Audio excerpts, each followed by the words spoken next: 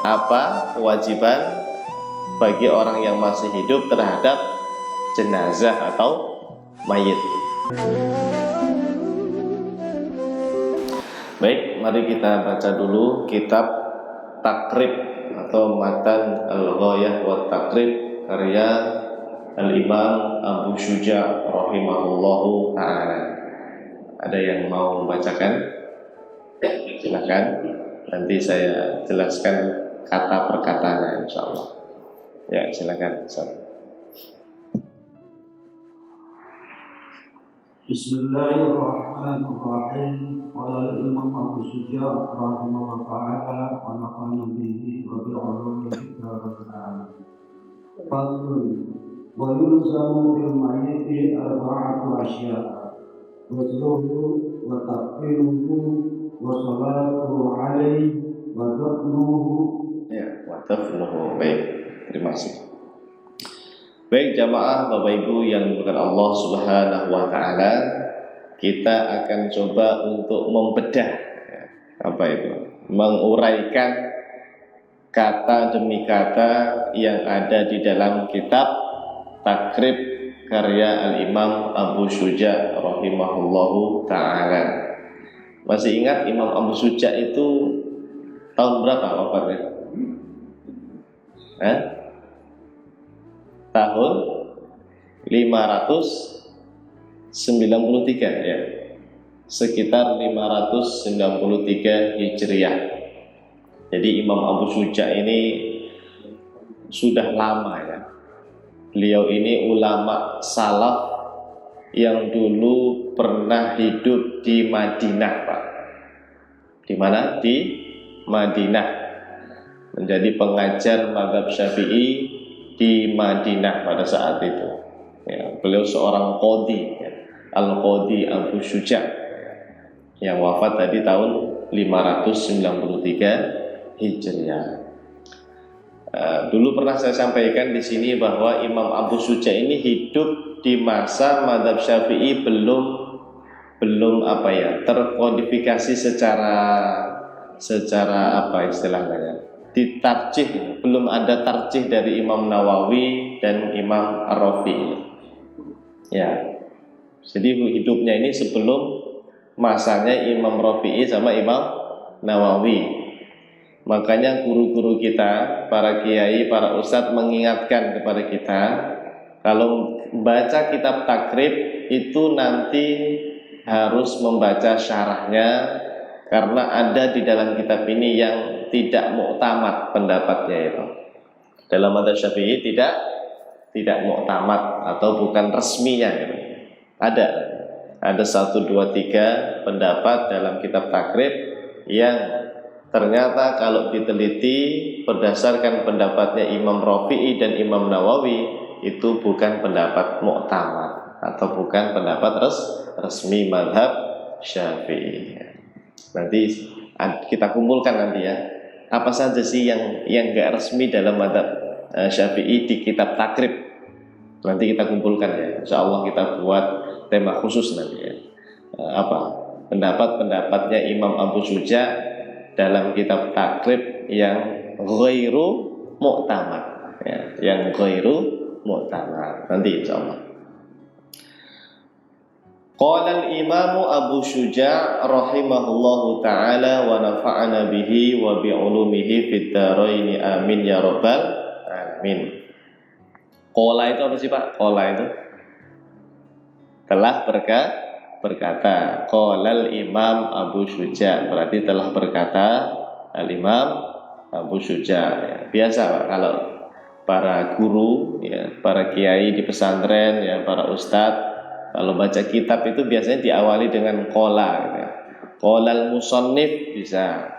Apa musannif itu apa? Musannif pengarang kitab ya. Qala al-musannifu boleh, atau langsung menyebut nama juga boleh. Qala al-Imam Abu Syuja', qala al-Imam An-Nawawi misalnya, dan seterusnya ya. Telah berkata Imam Abu Syuja', telah berkata Imam Nawawi ya. Rahimahullah ta'ala, apa artinya? Semoga Allah merahmatinya. Jadi kita itu mendoakan Kita sedang mendoakan para ulama rahimahullah, berarti semoga Allah merahmatinya ya.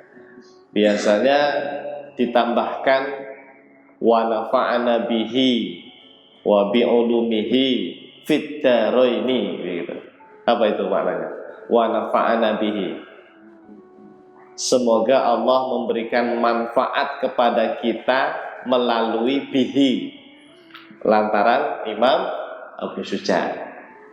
Semoga Allah memberikan manfaat kepada kita melalui Imam Abu Syuja, wa nafa'ana bihi wa bi ulumihi, dan lantaran ilmunya Imam Abu Syuja ya. Fit dharaini, manfaat di dunia dan akhirat. Dharain itu maksudnya di dunia dan akhirat. Dharain, dua tempat dar ya.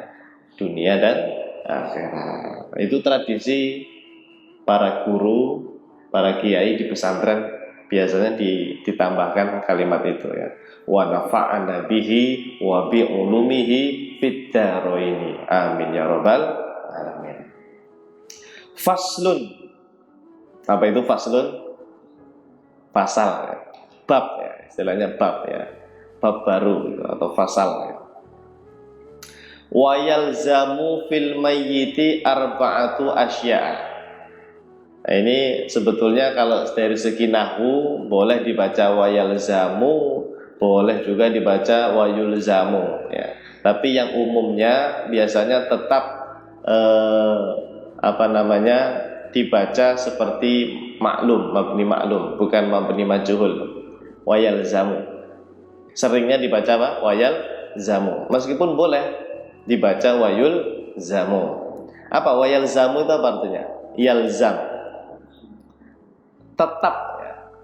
Atau apa?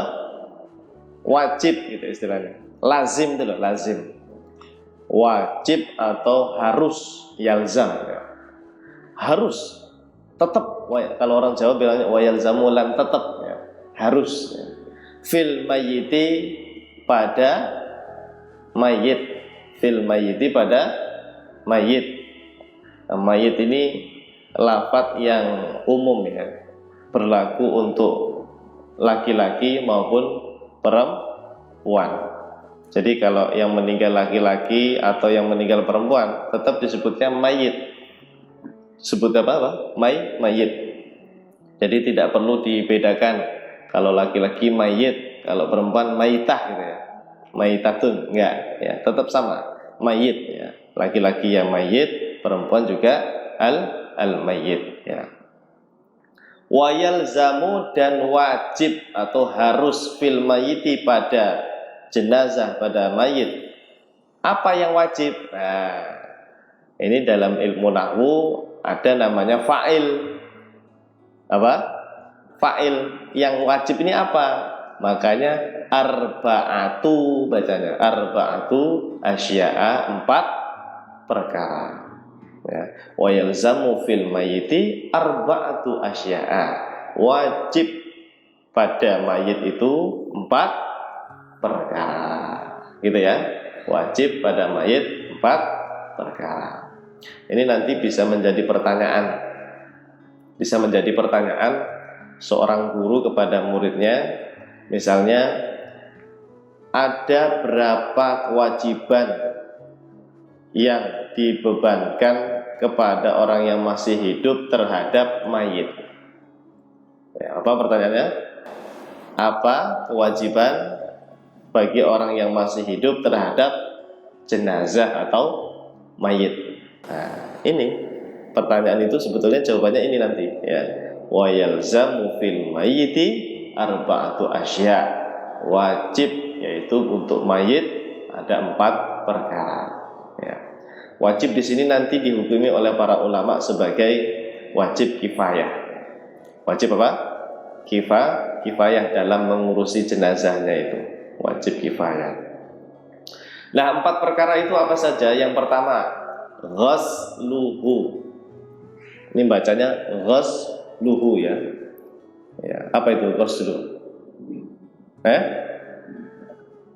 Ayo, yang benar ghuslu atau ghuslu? Keliru. Kalau ghuslu itu membasuh. Ya, kalau ghuslu ghainnya di fathah itu membasuh. Tadi saya bilang ghuslu itu benar apa salah? Salah. Ini ngantuk ini. Ya. Ghusluhu itu artinya membasuh, Pak. Padahal kewajiban pada mayit itu bukan basuh tapi memandikan. Berarti bacanya bukan ghuslu. Apa? Nah, ghainnya di dhammah. Ghusluhu. Yang benar apa? Ghusluhu. Huruf ghainnya itu di dhammah. Hurufnya di dhammah. Hu. Sinnya di sukun. Ghus. Lamnya di dhammah. Ghusluhu. Ya, hati-hati ya. Memang kalau baca kitab itu dulu pernah saya sering sampaikan di sini, Pak, Bu. Santri-santri di pesantren itu kan mereka belajar namanya ilmu nahwu shorof ya. Belajar apa? Nahwu shorof. Apa itu nahwu shorof? Ilmu untuk bisa membaca kitab kuning, Pak. Kitab gundul. Saya dulu di pesantren tuh belajar Surumiyah, ya, Imriti, terus Alfiyah, ya, Alfiyah Ibnu Malik gitu ya. Itu ilmu untuk nahunya ya.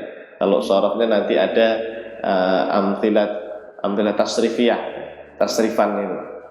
Nah, ilmu nahu dan sorof itu dipelajari wajib, Pak, oleh santri. Supaya apa? Santri ini diharapkan nanti kalau sudah selesai nahwu sorofnya bisa baca kitab. Iya, harus bisa. Santri kok nggak bisa baca kitab itu gimana ya? Karena kan santri nanti setidaknya mereka lulus itu ya ngajar atau ya jadi ustadz lah atau kiai lah gitu ya. Biasanya kan begitu santri. Meskipun nggak semuanya santri itu terjun jadi ustadz atau kiai. Ada juga yang terjun di bidang yang lain ada. Tapi ya namanya santri ya harusnya bisa baca kitab. Nah, untuk bisa baca kitab itu jamaah di pesantren itu diajarkan ilmu nahwu dan shorof. Namanya ilmu nahwu dan shorof. Tapi ternyata jamaah, seandainya kita menguasai nahwu shorof saja, itu belum cukup untuk baca kitab. Kenapa? Karena harus menguasai makna, arti, terus konteksnya ini tentang apa gitu. Konteksnya tentang apa? Misalnya saya ini, Pak, paham nahwu shorof, tapi kalau tadi saya baca ghusluhu, membasuh mayit, itu salah itu. Meskipun nahwu shorofnya benar, salah. Ya, tetap salah. Kenapa salah? Karena saya tidak menggabungkan ini konteksnya membaca kitab tentang apa. Oh, ini tentang jenazah. Kewajiban ngurusi jenazah mayit. Kalau saya baca ghusluhu, kok kewajibannya membasuh sih? Salah. Nah, yang benar dibaca apa? Oh, biar pas ini artinya itu bukan basuh tapi memandikan. Bahasa Arabnya memandikan apa ya? Ghuslu gitu. Jadi membaca kitab itu harus apa ya? Harus menguasai semuanya lah intinya, Pak, Bu. Di samping nahwu shorof harus punya kosakata, harus punya kemampuan dalam memahami ini temanya tentang apa itu. Teksnya tentang apa gitu ya. Banyak nih kalimat-kalimat yang kalau dibaca itu beda-beda maknanya ya. Beda-beda ya. Tapi salah satunya ini ghuslu bisa dibaca ghuslu. Baik, saya ulangi ya. Wa yalzamu fil mayyiti arba'atu asya, dan wajib atas mayit atau bagi mayit arba'atu asya, 4 perkara. Yang nomor 1 ghusluhu. Apa tadi ghusluhu? Memandikan mayit. Ghusluhu memandikan mayit ya. Ghuslu dibaca dhammah karena mengikuti arba'atu. Ghuslu dibaca dhammah karena mengikuti apa? Arba'atu. Apa tadi arba'atu? 4 perkara. Apa saja 4 perkara itu? Nah, karena arba'atu, maka 4 perkara itu tadi ngikutin, dibaca dhammah juga. Ghusluhu Terus yang kedua, wa takfinuhu. Jangan waktafinahu, jangan waktafinihi, jangan di fathah, jangan di kasroh ya. Tetap domah ngikutin. Nah. Wa takfinuhu yang kedua, apa itu waktafinuhu? Mengkafani, ya, mengkafani mayit. Jadi yang pertama ghusluhu itu memandikan mayit, yang kedua wa takfinuhu mengkafani mayit ya. Takfin ya, dari kata kafan. Kafana yukaffinu takfinan. Kafana apa? Mengkafani. Kafana yukaffinu takfinan. Orang yang mengkafani itu mukaffin namanya. Siapa yang di sini biasanya punya tugas mengkafani itu siapa biasanya? Belum ada. Ya, paling enggak ya keluarganya lah ya. Atau kalau di kampung itu disebutnya itu mutin ya. Amil, kalau di sini disebutnya amil ya. Kalau di tempat saya disebutnya mutin ya. Mutin itu ya imam mutin ya, ngurusi agama mutin ya. Wa takfinuhu dan mengkafani mayit, itu yang kedua. Yang ketiga, wassolatu. Nah, domah juga ya. Kalau tadi ghusluhu di domah, wa takfinuhu juga di domah, maka wassolatu alaihi. Apa itu wassolatu alaihi? Mensolatkan mayit. Wassolatu alaihi, mensolatkan mayit ya. Wassolatu alaihi, mensolatkan mayit maknanya. Oke. Nah, yang terakhir, yang keempat, wadafnuhu. Wadafnuhu, apa itu dafn? Menguburkan ya, mengebumikan ya. Menguburkan mayit. Wadafnuhu, dafnun ya. Dafnun itu menguburkan ya. Wadafnuhu.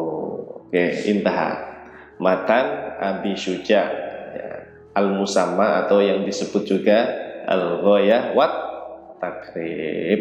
Jadi kitab matan Abi Syuja itu disebut Al-Ghayah wat Takrib. Kita menyingkatnya dengan kitab takrib ya. Menyingkatnya dengan istilah kitab takrib. Baik jamaah yang buat Allah Subhanahu wa taala. Jadi ini bab yang selama ini kita baca terus ya, cuma pembahasannya masih kemana-mana, masih seputar tentang jenazah. Tapi ini sekarang kita mencoba untuk membaca detail tentang kewajiban kita terhadap mayit ya. Yang tadi disimpulkan setidaknya ada berapa? Ada 4 pembahasan ya. Kewajiban kita terhadap jenazah atau mayit, para ulama mengatakan ada 4 kewajiban ya. Maka ketika ada yang bertanya apa saja kewajiban kita terhadap mayit ya, apa saja kewajiban kita terhadap jenazah, maka langsung kita jawab ada 4 perkara ya. Wajib di sini hukumnya apa? Kifayah. Wajib di sini hukumnya apa? Kifayah. Wajib kifayah atau fardu kifayah. Karena kan fardu atau wajib itu kan ada 2 Pak ya. Wajib atau fardu itu ada 2. Ada wajib ain, ada wajib kifayah. Atau fardu ain, fardu kifayah. Bedanya apa? Masih ingat? Kalau fardu ain, wajib ain, setiap orang harus melakukannya, tidak bisa diwakilkan. Tidak bisa. Namanya aja ain itu yang masing-masing. Fardu ain, wajib ain, semuanya harus melakukannya. Ya contohnya sholat 5 waktu, itu wajib ain. Nggak bisa titip, itu nggak bisa. Aduh lagi hujan nih, titip ya sholat subuh ya, wakilkanlah.